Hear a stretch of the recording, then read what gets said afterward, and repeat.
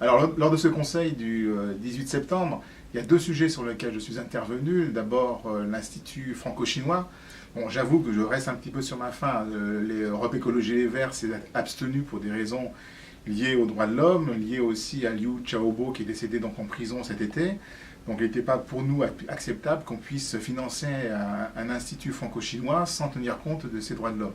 Alors là où je suis un petit peu déçu, c'est que nos camarades et nos autres collègues du Conseil de la métropole, finalement, ça ne les dérange pas. Ils ont tous voté pour, comme un seul homme, je dirais, à la limite, pour le financement de cet institut franco-chinois sans tenir compte des éléments liés aux droits de l'homme. Ensuite, il y a deux autres sujets plutôt liés au handicap et au maintien à domicile.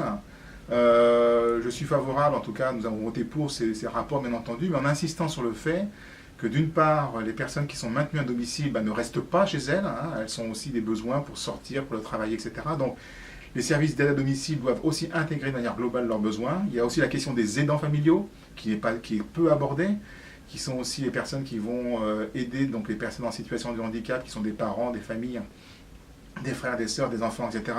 Donc il faut aussi intégrer dans le maintien à domicile leurs préoccupations.